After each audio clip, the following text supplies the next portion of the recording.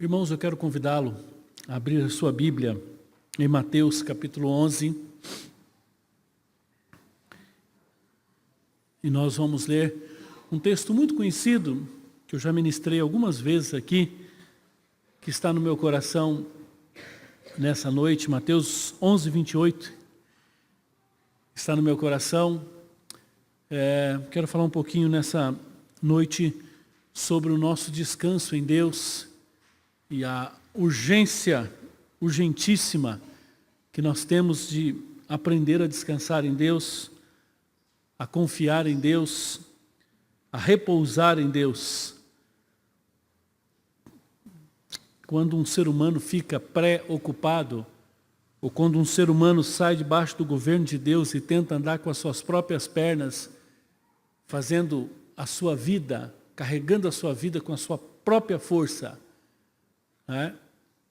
a gente olha e diz, parece assim uma caminhonete bem pequenininha, carregando o peso de um caminhão, né?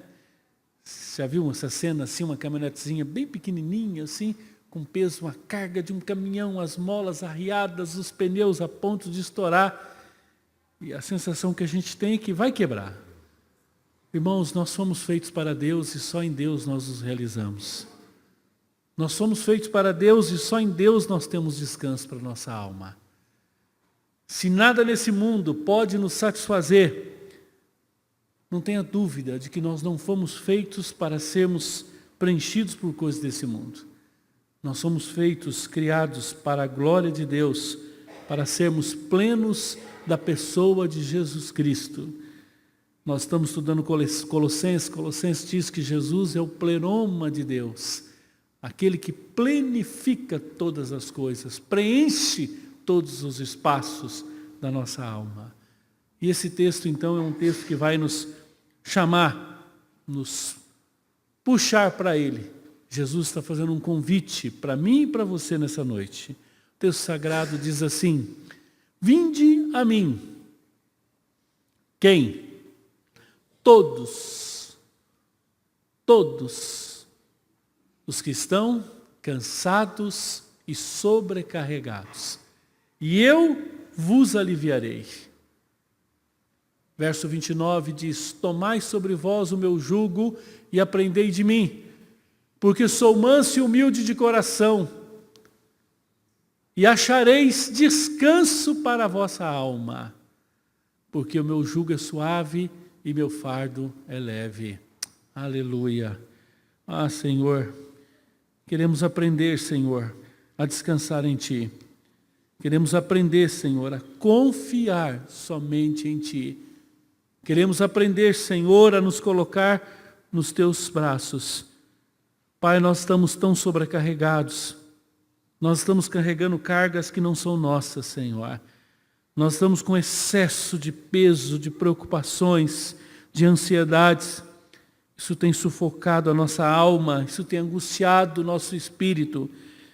Mas, Pai, acima de tudo, isso tem nos tirado a nossa paz, a nossa alegria.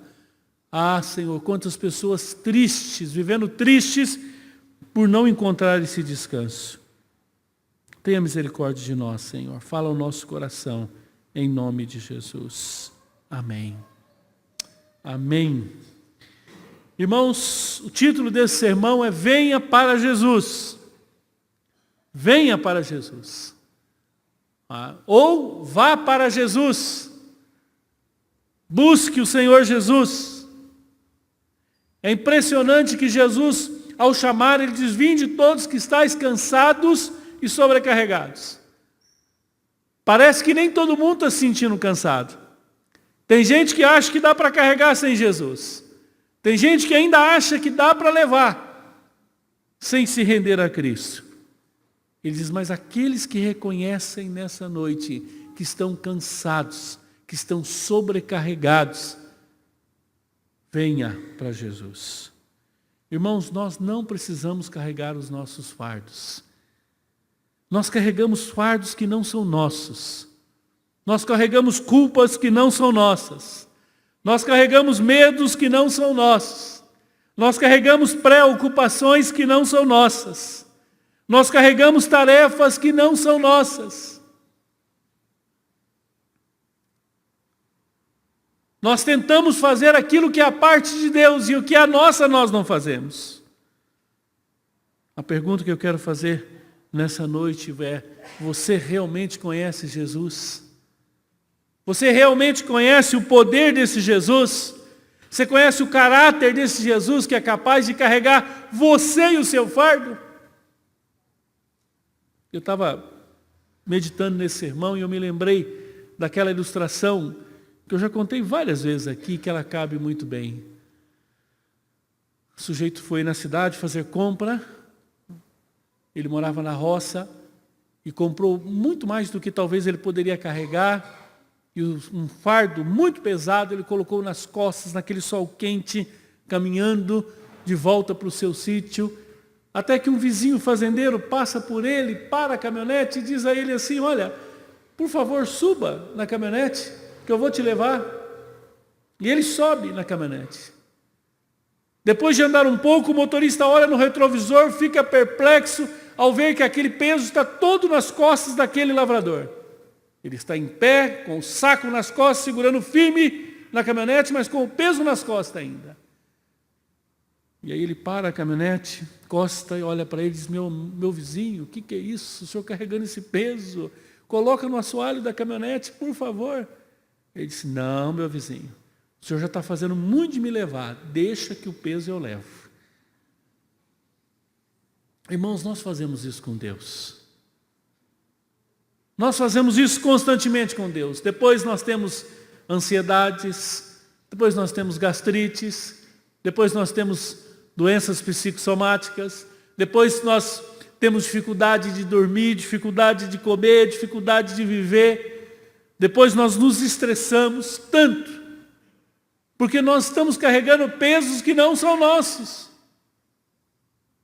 Nós estamos tentando resolver problemas que não são nossos. Esses dias eu vi uma pesquisa estarrecedora. A pesquisa dizia que 40% da nossa energia e da nossa mente, ela é ocupada com o nosso passado. Por que eu não fiz isso? Por que eu não fiz aquilo? A culpa, porque eu devia ter feito daquela maneira. Se eu pudesse voltar atrás, eu faria diferente. 50% da nossa energia, da nossa ocupação, da nossa mente está voltada para o futuro. O que eu vou fazer no final do ano? O que eu tenho? Como é que eu vou pagar aquela conta? Como é que eu vou me formar? E como é que eu vou? E meu filho, e a minha mãe, e meu pai. E apenas 10% a gente gasta no presente. Temos muita dificuldade de descansar em Deus. Temos muita dificuldade de se relacionar com Jesus, não só como nosso Deus, que nós o adoramos, não como nosso Senhor absoluto que nos salva, não só como nosso Deus a quem nós amamos, mas com aquele com quem nós dividimos a carga, aquele com quem nós repartimos as nossas lutas.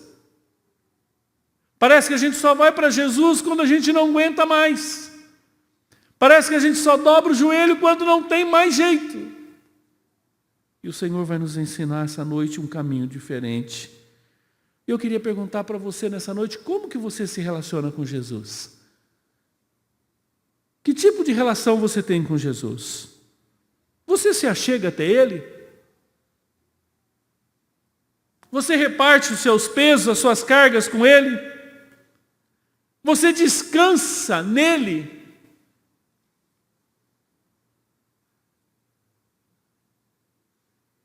Sabe, irmãos, eu tenho uma notícia muito boa para mim e para você nessa noite. É maravilhoso a gente saber que nós nunca estaremos sós. Você nunca está sozinho. Nos piores momentos da sua vida, você pode ter uma certeza, Jesus está ao seu lado. Jamais caminharemos sozinhos. Jesus a todo momento nos convida a andar ao seu lado. O cristão nunca vai sofrer de solidão. Agora, é importante nós entendermos que quando ele diz: vinde a mim, e ele vai usar a expressão: tomai sobre vós o meu jugo, ele está dizendo: olha, coloque a canga, coloque o seu pescoço na mesma canga que a minha. Quem conhece a região de Minas, conhece carro de boi, sabe o que é um jugo, o que é uma canga. É uma peça de madeira inteiriça que há espaço para 2 animais. Então, normalmente, eles colocam um animal mais treinado aqui e colocam outro mais jovem aqui, atrela os dois e os dois estão juntando forças para andar, para carregar o carro. Jesus está nos convidando, irmãos, para colocar o nosso pescoço ao lado dele. Sabe qual é o contrário de tomar o jugo de Jesus? É a autonomia humana. É você viver pela tua força. É você andar sozinho. É você ser guiado pelo seu coração. É você fazer os desejos da tua vontade. É você andar no seu próprio caminho. E a humanidade, ela fez uma opção por viver sem Deus. E nós vivemos numa sociedade que colocou Deus de lado. No máximo, Deus é um pronto-socorro. No máximo, Deus é um local de busca de soluções. Mas Jesus está falando muito mais que isso. O que Jesus está dizendo para mim e para você nessa noite é dizer, não dá para andar sozinho. Você está tentando fazer você. O peso. Um dos propósitos do carro de boi é que um boi só não consegue carregar. Você precisa de 2. Às vezes uma junta de boi pode ter até 8 cangas. Mas Jesus está dizendo, você não pode andar sozinho. Eu quero dizer uma coisa para você, meu irmão, não dá para viver sem Jesus. Sem Jesus não dá. Não sei como você está vivendo a sua vida, mas eu quero te dizer, sem Jesus não dá. Eu olho, por exemplo, Adão e Eva. Fizeram opção por viver sem Deus, romperam com o padrão de Deus, tiraram a cabeça debaixo do jugo de andar debaixo das orientações de Deus. E olha o que deu. É autonomia humana. É a proposta do Éden de você fazer o que você quer na tua vida. Eu olho para o filho pródigo e vejo um rapaz iludido com a liberdade. Eu vejo um rapaz iludido achando que dá para viver sem Deus. Dá para viver longe do Pai. E ele se arrebenta por isso. Graças a Deus ele volta. Irmãos, outro exemplo é o Israel. Você estuda a história de Israel, de Gênesis a Malaquias, você vai ver isso. Esse povo se fortalece, fica rico, fica próspero, esquece de Deus, entra para a idolatria, pega imagens de escultura, começa a adorar imagens, começa a adorar, começa a quebrar princípio. Aí vem a disciplina, vem o sofrimento, vem a angústia. Aí eles se arrependem, voltam para Deus. Aí Deus cura, Deus abençoa, Deus trata. E a hora que eles estão bem, eles esquecem de Deus, eles voltam para a idolatria. É sempre essa história. A história de Israel é a minha e a sua história. Irmãos, a impressão que eu tenho é que nós tentamos carregar a nossa vida sozinhos. Eu me lembro de uma cena muito pitoresca. Eu estava na casa de um pastor, numa cidade longe daqui, e ele tem uma criança de 3 para 4 anos, um menino, e nessa idade o menino quer ser muito forte. E ele foi trocar o botijão de gás, e quando o menino viu que o pai ia trocar o botijão de gás, ele disse, pai, deixa que eu pego. Eu que vou pegar. E foi. E pegou aquele botijão, mas nem mexeu, né? Nem mexeu. E ele fez força e nada. Daqui a pouco ele disse, ajuda. Não é? Mesmo na derrota ainda era prepotente. Ajuda, como se ele fosse precisar só de ajuda. Ele precisava muito mais do que ajuda. E o pai então vem pacientemente, pega de um lado, deixa ele pegar do outro, como se ele estivesse carregando. E quando termina, ele olha para o pai e diz, nós dois carregamos, né, pai? Quer dizer, deixa eu marcar aqui que... Né? Irmãos, nós somos assim. Às vezes Deus permite que a gente tente carregar alguma coisa pesada e a gente não consegue. E quando a gente vê que não tem jeito mesmo, nós vamos para Deus. Ah, Senhor, tenha misericórdia da nossa arrogância, da nossa falta de humildade. Tanto que a primeira lição que Jesus vai dizer que como nosso guia, né, nosso boi guia, aquele que vai nos guiar no jugo, é aprender sobre humildade. Não é à toa que ele vai nos ensinar isso. Verso 28 vai dizer, vinde, Jesus nos convida a irmos a Ele. Vinde a mim. Quem? Só os que reconhecem que estão cansados. Só os que reconhecem que precisa. Eu queria fazer uma pergunta para você nessa noite. Você está cansado, meu irmão? Você está cansado dos seus pecados? Você está cansado da vida espiritual medíocre que você está vivendo? Você está cansado dos seus relacionamentos? Você está cansado no seu casamento? Você está cansado no seu trabalho? Você está cansado na sua vida? Estar cansado aqui não é um sinal de derrota. Estar cansado aqui é um sinal de admitir a nossa humanidade e dizer: Senhor, eu quero, eu preciso de Ti. E ele reforça a expressão, não só cansado, mas aqueles que estão sobrecarregados. Meu irmão, o que tem te sobrecarregado? O que tem pesado na tua vida?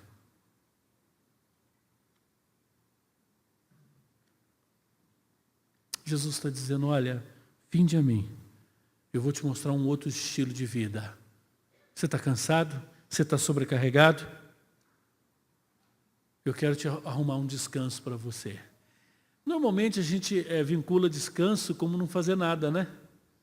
A gente vai de um extremo no outro, né? Ou a gente acha que tem que fazer tudo, ou a gente não vai fazer nada. Mas o convite de Jesus não é para não fazer nada, é para aprender uma maneira diferente de viver. Ele não está dizendo que é para você largar o botijão de gás que ele vai levar sozinho. Não é isso. Ele não está dizendo: olha, você pode ficar deitado na rede, eu vou fazer tudo para você. Não é essa a proposta. Como? O verso 29 vai nos explicar. Você quer tomar descanso? Você quer aprender a descansar em Deus? Você quer aprender a ter uma vida não sobrecarregada? Uma vida de vitalidade, uma vida de humildade, uma vida plena de descanso em Deus? Parece, a ideia primária que a gente tem é que se você está sobrecarregado do que você está fazendo, quando você entrega para Jesus, você vai deitar e não vai fazer mais nada. Você está em crise no seu casamento. Então, o que eu vou fazer? Não vou fazer mais nada. Agora, Jesus que vai fazer. Não é assim. Jesus disse: olha, eu vou te mostrar um caminho de descanso. Primeira coisa que você vai fazer.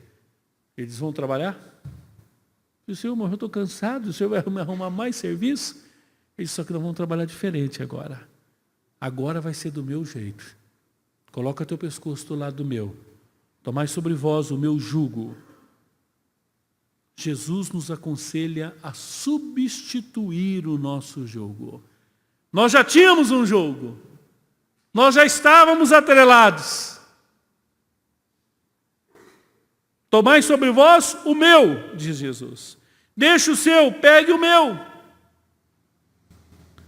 Andar com Ele, ao lado dEle. Pare de andar da sua maneira. Pare de fazer da sua maneira. Passe a fazer da minha. O que é jugo aqui, irmãos? O que Jesus está dizendo que é jugo? É a maneira como você vive. Nós poderíamos trocar essa palavra jugo por escravo, por servo. Biblicamente também daria certo. Você diria assim: ó, aprendei a ser escravo de Jesus. Vai dizer: pastor, mas eu não quero ser escravo de Jesus. Eu não quero. Irmãos, eu tenho uma notícia muito boa para nos dar. Não tem jeito, de uma forma ou de outra você vai ser escravo. Ou você vai ser escravo de Jesus, e Efésios, Colossenses e Romanos vai nos dizer que ou você é escravo de Jesus, ou você é escravo do mundo. Você vai atrelar sua vida ao mundo, você vai fazer tudo que o mundo faz. Você vai seguir os conselhos do mundo, você vai seguir o ritmo do mundo. É uma proposta. Muitos têm entrado por ela. Ou você pode ser escravo do diabo também. Quantas pessoas são escravas do diabo? Mas tem uma escravidão talvez um pouco pior que essas duas. Você pode ser escravo da sua própria carne, da sua própria vontade. Irmãos, há um texto que me traz temor no meu coração. Lá em Romanos, quando a Bíblia diz que Deus os entregou. Eles rejeitaram a Deus, houve uma revelação de Deus, eles rejeitaram a Deus e Deus deu uma retribuição. Os entregou. Sabe o que significa esse texto, irmãos? Que chega uma hora que o ser humano, tão obstinado, quer viver do seu jeito, quer fazer da sua maneira, que Deus cruza os braços e diz: pode ir sem mim. A pior condenação que Deus pode dar para um ser humano é deixar ele viver pela sua própria vontade. A pior coisa que depois se tornou a melhor na vida do filho pródigo foi fazer o que ele queria fazer. Foi sair debaixo do governo do pai. Ou você é escravo do mundo, ou você é escravo do diabo, ou você é escravo da carne. Jesus está dizendo, venha ser o meu, venha andar comigo. Eu prefiro ser escravo de Jesus e tê-lo como meu guia. O convite aqui, irmãos, é para se relacionar com Cristo.